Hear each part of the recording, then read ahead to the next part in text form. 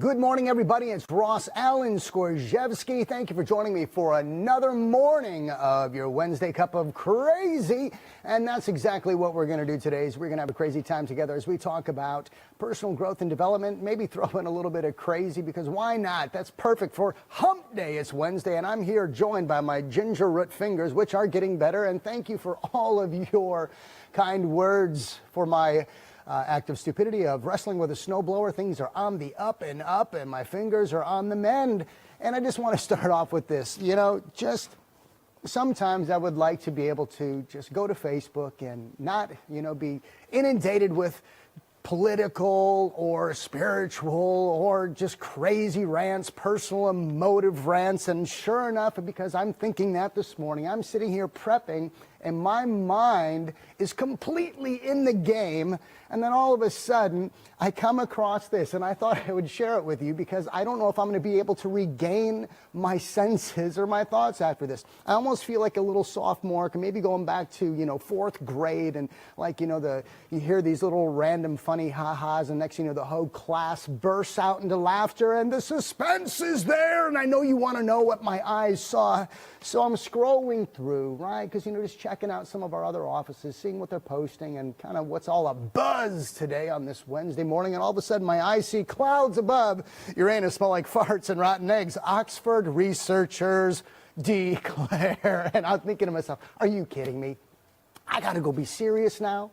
I just read this, and as if we don't spend enough foolish time researching crazy things, we're now deciding to say that there's hydrogen clouds surrounding Uranus, and apparently there's a smell of sulfur, and isn't that just wonderful? So with that, now that my mind has been taken somewhere and altered to some crazy fourth grade, kind of mentality where I'm sitting here and laughing at something that is so trivial, then maybe you're joining me now. But with that, let's once again grab our cups of coffee, and hope you have one with you. It's organic and it's a beautiful thing. I have a little bit of peppermint stevia. Once again, joining with me, Cameron's Organic Coffee, and well, let's partake. That's what I'm talking about. I almost feel like it's communion, but it's not. I'm not trying to be sacrilegious or, kind of blasphemous. I'm just saying, I said let's partake, and that's kind of part of my old history from pastoring and taking people through communion. And yeah, well, those of you that take communion, you know where I'm going with that. One of the things that I want to talk to you about today is this concept of you must unlearn what you have learned.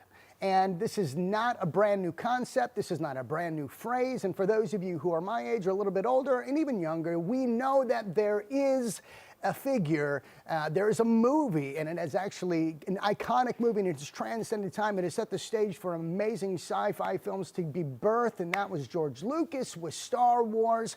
And it was Yoda, right, the Master Jedi, who found in his swamp at one point in time Luke Skywalker flying his X-Wing fighter with R2-D2, and they seem to have had some kind of malfunction and therefore plummeting and finding this X-Wing fighter deep into a swamp. And he finds this little green individual who challenges him and senses inside of him something great. And this something that is greater they talk about is called the Force, right? The midichlorian is high within this one, the Force. And he begins to challenge him. He begins to train him. And there's a point in time where they are going over to the swamp, and you can see the edge of the X-Wing fighter sticking out ever so slightly. And after spending times, running around the swamp with Yoda on his back, moving rocks from one place to the other with the Force, and doing all these crazy things that one would think could never be done, now comes the task. Now comes the task of doing something that seems completely impossible. Now comes the task of challenging the mind to be able to see something happening even though the task ahead of you seems so daunting. And why am I even going this route? Because when it comes to personal growth and development, when it comes to growth strategies, when it comes to learning how to put into motion something that is going to bring about the best representative of you and for me, sometimes we have to believe in seeing something that is ahead of us that isn't currently taking place right now. And sometimes those tasks literally do seem impossible. And I love this because in the very beginning of the clip, and you can go to YouTube And you can find this, it's roughly about 3 minutes, 58 seconds, 4 minutes and 3 seconds, whatever. But it starts off with Luke, and he's looking at the swamp, and he goes, "Oh, we'll never get it out." And all of a sudden, Yoda's like, "So certain are you?" You know, and it's just great in his little Yoda-isms in the way that he speaks. And then he goes on to say this. He says, "Always with you is what cannot be done." And I love that, because to be honest with you, and many of you that watch and those that are watching, you know people who have certain patterns of life, certain ways of thinking, certain coping skills, the way that you react, the way that you do life every day. You have these patterns of living that have been concocted by your environment from young age to where you're at in life right now. And a lot of this sets into place your ability to believe in something or not, to see it as truth or to not see it as truth, to see it as possible or not possible, because of negative messaging that has been spoken over you, because of unfortunate circumstances that you've been a part of, or some trauma that you experienced. Maybe you were taken advantage of, you were abused, or something happened that was not normal that put into a course of motion you having to do life and doing in an altered way that caused you to put in defense mechanisms, or to put in certain kind of mindsets to protect yourself, or people spoke over you that you're ugly, or you're not good enough. No matter what you do, it isn't good enough, and you just ended up creating this pattern of life that has caused you to react in a way that filters information that sets the stage for you to either experience life or to experience life, but at a much lower level, because you just don't think that the best is attainable. You don't think that the best is possible. You don't think that you can literally stand at the edge of the swamp and get that X-Wing fighter out of the swamp. It's just not possible. And that's why I love this. Always with you is what you cannot do, is what Yoda said to Luke. And then in his quirky little voice, he's like, "You must unlearn what you have learned." I can't do it, right? But maybe it's because I need another sip of coffee. But no, it doesn't matter if I can say it, but that's the truth. You must unlearn what you have learned. And then he gets up and he's like, okay, I'll give it a try. And Yoda, in all of his, 2.5, whatever, I don't even know how tall he was, his stature, he's like, "No, there is no try. There is only do." And we've heard this so many times in life, not just because of Star Wars, but because we've had people in our lives tell us the same thing. So when it comes to this concept of we must unlearn what we have learned, we have to realize that, first of all, in order to do that, we must realize this, that literally some of those patterns of living that you've embraced, some of those coping mechanisms that you embrace, some of those filters that you have in place to take information and to tell you what is truth and what is not truth, maybe there was a point in time in life where those were right. But what if they've had a shelf life? What if they've expired, but yet you still hold on to them? But yet in your pursuit of personal growth and development, your thought processes, the way you do life, the way you interact with people, the way you represent yourself, the way you let people in or guard yourself, maybe those thoughts and those concepts and patterns of living are being challenged. But when they're being challenged, what are you doing with them? Are you holding on to them? Are you clinging to them? And then as you're reading great growth material, as you're talking and you're looking to bring about that best representative of yourself out every day, are you saying, just kind of like Luke, did you know, yeah, I'll give this a try. I'll give this a try. And then, like I said, Yoda just rocked his world. There's no try, there's only do. So he walks back over to the swamp in a little bit of a huff, and he's like, fine, okay. Closes his eyes, and for a moment apparently tries to dial in, and he gets it to move a little bit, and R2-D2's squealing, making his fun little sounds, and Yoda's just sitting there looking on, and you can see it start to move, and it starts to come up, and it's moving, and all of a sudden his mind gets in the way. And it stops. And not only does it stop from getting up any further, it actually sinks even further than what it was, making the task ahead seem all the more difficult and all the more worse to even achieve. Almost to the point of that visual as if it's like, fine, it's done. I tried, I quit, I can't do this. No matter what I do, it's just not good enough. And he walks away in a huff. His emotions were highly involved at that point in time. Self-doubt, probably reinforced by periods of failure that he experienced in life before. All leading up to the moment where possibly, if he would have had his mindset right, if he would have dialed into the best parts of him and just did and not just tried, that he could have seen greatness take place. But instead, dysfunctional thinking, negative thoughts, messages of old began to replay on the inside. And what was taking place in front of him, which was great and it was starting to move, was all of a sudden overshadowed by the impossible. And I'm not good enough. I can't do it. Yoda shakes his head, says a bunch of other things, and decides to prove to Luke Skywalker that it's not about size. It's not about the objective ahead of you. It's not about the issue at hand, that really it's all about mindset. It's all about being able to see the best possible outcome in a situation where only in front of you seems a daunting task, but you choose to believe that it can still be done. And here's this little green Jedi Master, and he lifts that X-Wing fighter right out of the swamp, and it hovers and it moves over. R2-D2's freaking out, wobbling back and forth, making his noises and everything. And it was just a great moment.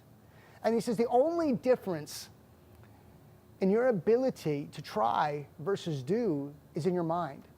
The only difference for us to really put into motion a successful, and we've talked about this, and there's going to be a lot of overlapping at time with these kind of conversations, because when it comes down to personal growth and development, really the only obstacle, like we talked about many episodes ago, the only obstacle is us. The only obstacle is our mindset, and possibly the task ahead of us. But the task ahead of us, no matter how daunting or how impossible it might seem, lies a challenge for you to approach this obstacle with a mindset that says, I will do this, not just try this. I started to think about this a little bit more. Some of these patterns of living that we've embraced, that I've embraced, that you have, some of these bring life, joy, peace, and happiness. And yes, I say, if that is the case, and these patterns of living that you embrace and that you bring to the table and into the world that you live in every day, if that's what you have and know they bring life, then celebrate them and keep them.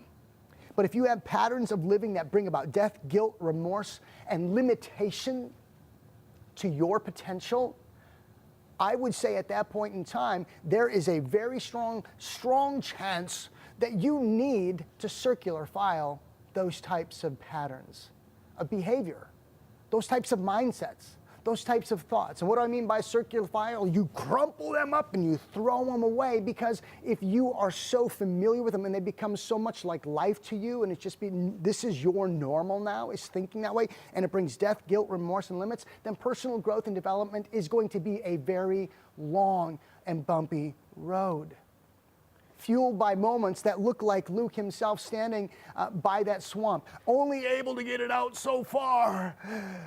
I can't do it. And then you walk away. Only for another time in life or another situation to arise where you walk, I got this, I'm going to do this. And all of a sudden, I can't do it. And you quit and you go away again. And you feel guilty, you feel shame, you feel remorse, you feel bummed out, and you just begin to think that no matter what I do, it's just not good enough. And you begin to live life in a way that tells you that, you know what, the best is not attainable. It's just good enough for everybody else, just not me. And this doesn't really matter at the end of the day. Like I said, a lot of the things that has made Ross who he is to this day are because of things that have taken place in my life. The environment that I was raised up in, right? Mom, if you're watching, I love you, right? You know this. My brother, my mom, my interactions with them, with my friends, my teachers, had a rough go in school. Many negative things were spoken over me, but the problem was is I gave those negative thoughts that weren't true more life, and I entertained those thoughts which gave them life and which then turned into truths. So no matter what kind of truth I started to hear, even though they were false statements, I embraced them as true, and I had to overcome them many years later, and these patterns of thinking, these patterns of behavior, these defining statements were things that I had to unlearn. You must unlearn what you've learned. You must throw away that which has brought you to a place in life where you see limitations of your ability. You must throw away these patterns of behavior that take you to a place where you don't want to try, that you don't even want to commit to the possibility that you can overcome something, because maybe you've seen nothing but patterns of failure before, because these tasks, you've just approached them maybe with a good thought, or maybe what you thought was a, how do you like that? This is always like my new thing right now. Every time I go to do like the parentheses, it's already right there. So you thought that you had this perfect approach, but only to lead to failure. You must unlearn what you've learned. And I love this. I don't know if you've ever seen the show, Hoarders. Hoarders. Nancy, have you ever seen this show? It's a god-awful show. But I love this. Listen to this kind of concept, because this is what was rolling around my small, matter of space up in here. This idea of unlearning what we've learned and being quick to take these patterns of behavior, these mindsets, these coping mechanisms, these filters that just bring about dysfunction, that bring about death, guilt, remorse, and all this craziness that we need to get rid of. The problem is that we acknowledge that, and we might think that's true, but what we do is we crumple it up and we just kind of tuck it back. And we become these mental hoarders.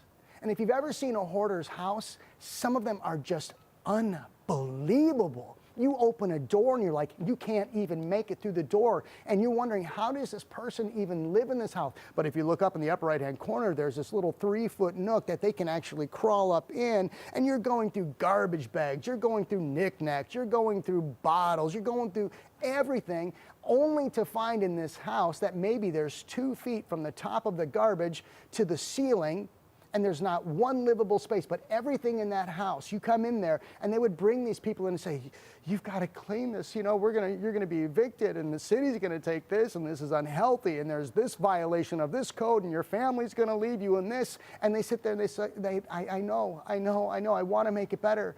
And then when they bring in these crews to clear out the house, everything that they start to touch, there's an emotional attachment to. And they can justify why they want to hold on to it, why they don't want to get rid of it, but yet knowing that if they clear the house out, which obviously at those points in times with massive hoarders seems like a daunting task. That's why it spirals out of control, and they have no idea where to begin. But piece by piece by piece, they take it out. And the threat of losing family members, the threat of losing their house, the threat of losing their health, sometimes comes in and causes them to see that really what we need to do, yes, unlearn what you have learned, but then to take these broken thought patterns, these broken filters, these broken coping skills, that we can't just crumple them up and mentally hoard them and hold on to them because there's some emotional attachment that we resonate with that kind of feels like normal, that gives us this calming, peaceful, but yet highly dysfunctional feeling, that at the end of the day, no matter how painful that process is, when you clear your house and you get your mindset right and you evict those thought patterns, and now you usher in these new mindsets, even though there's probably going to be fear, even though there's probably going to be a little hesitation and doubt because you don't know if it's going to work, because you haven't had a history or a pattern of success. You've just had a pattern and a history of quitting. You must unlearn what you have learned. Mental hoarding. I think we do it all to a degree because there's an emotional attachment to it. We see ourselves in the mirror. We don't like what we see, even though people around us, you're beautiful, you're amazing, you can do all things, you're a great public speaker. What you do with people is this, you're a great writer and this and that, but you don't believe it yourself. Why? Because somewhere along the line, someone spoke stupid over you and you chose to believe that rather than the rest of the world around you applauding you and telling you that you're winning and succeeding in that area, but you choose not to believe it because some lie, because you've hugged it and you've caressed it and you've allowed that to become truth. Unlearn what you've learned. Unlearn what's been spoken over you. Crumple it up, circular file that bad boy, get the X-Wing fighter out of that swamp, hop back in it, and go kick Darth Vader's butt. It's possible, right? I don't know. It's a movie. But it seems like a pretty legit opportunity for every single one of us. You pursue growth, you must challenge your current approach to doing life. You keep or throw out what brings joy or brings death. You've got to throw stuff out. You just can't mentally hoard. You can't just tuck it away. You can't just sweep it under that rug. And then the hopes that this new pattern of thinking, this new pattern of living is going to take hold, is going to take root. It won't, because you haven't done away with that has brought you limitation, that has brought you frustration, that has brought you nothing but living life at a subpar level while everybody else around you apparently can just succeed and thrive except for you. How do I know this? Because I've been there. But we can get out of this. We don't have to be defined by those moments. And thank God that Luke Skywalker eventually got it, right? He eventually overcame what? Doubt. Disbelief. He overcame himself. The biggest obstacle that he ever faced. It wasn't that this X-Wing fighter was stuck in the swamp, it's that his mind couldn't even begin to see it outside of the swamp. Based on using the Force. What a moronic idea, right? Well, once he started to believe, once he started to get rid of self-doubt, the possible became attainable. I'm telling you, it's a beautiful day here in Green Bay, Wisconsin. Unlearn what you have learned. Do you need to go and get yourself a little Yoda doll and place it in your car, put it on in your bathroom on your vanity, or put it on your refrigerator? What do you need as a potential reminder to tell you, unlearn what you've learned? Throw away that which has kept you at bay or kept you at a place where you see your limitations and not willing to potentially boldly go where you've never gone before. That's mixing Star Wars and Star Trek together, so sorry about that. Here's what I want to do. I want to hop online here real quick. I want to say hi to some of you. Apparently, I have the wrong video playing. So we got people on watching this crazy episode today. Anybody? Come on, who's all there? Talk to me.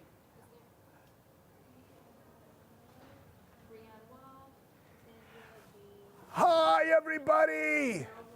Janelle. Uh-oh. Janelle Marie? Hey, you know what's coming up, everybody? Janelle Marie's sitting there watching with us. She's going to be in Hawaii. We leave on Sunday morning to go to paradise. It's going to be a wonderful time, and we will be suffering immensely as we sit on the beach, and I'm hoping to have my stitches out tomorrow, so maybe I can actually enjoy a little bit of the ocean, because, you know, I might just be that guy that puts a really nasty-looking bag and some duct tape around my wrist and start flopping around like a wounded dolphin in the bay. Why not? I would do that, why not? That's Ross, right? A little crazy. For everybody else's laughter, I would gladly do it. But for those of you who are watching, I look forward to looking at your comments and learn what you've learned. Realize that the best days are ahead of you, that the possible, the things that seem impossible really can become possible when you can clear out the negativity. Don't be a slave to that stuff. Don't harbor that negativity. Don't embrace it. I don't care if you feel or believe it to be true. Don't do that to yourself. I had a young man, squirrel mom, I had a young man that I was talking to just yesterday. 26 years old, a young man that we're looking to possibly hire for one of our offices, as an associate of chiropractic care. And when we hire them, we talk to them and say, there is some public speaking involved. And I could tell by talking to him, he was overcome by fear, because not everybody can do public speaking. And we're not asking everybody to have this proficient skill. Just do your best. And I remember listening to him as you're saying, I just can't do it. I can do it a couple times a month, but I just can't do more than that. And I thought to myself, you're 26 years old, and you're letting your fear dictate your ability to overcome an obstacle that sets the stage for you to speak on something that you're highly passionate about. which is the Wellness Way model, which is the Wellness Way approach, which is chiropractic care, which is wellness. And I thought to myself, oh, 26-year-old, please give yourself a little bit more credit than that. Whatever bad experiences you've had, whatever negativity that you allowed to come in and validate your ability to apparently never become somebody that can step up to the stage and knock it out of the park with a speech that is all about wellness and taking back control of your health care, whatever that is, unlearn that real quick. Otherwise, you're going to live with that limited mindset that's going to set the stage for you to see that the best is possibly not attainable for you. And it completely validated why I wanted to talk about this today. So with that, take that, chew on it, meditate on it. I don't know, get Yoda somewhere in your site. Go to YouTube, play it over and over, do whatever you need to do, but begin to unlearn what you've learned, evict those thoughts, circular file them, and realize the possible, impossible, just might be possible if you get out of the way. We'll see you next week. Actually, I'm not going to be doing next week, because if I were going to be doing next week at 9 a.m. Central Standard Time, I would have to be doing it at 4 a.m. in the morning, and that is not taking place. So therefore, ladies and gentlemen, I will see you in 2 weeks.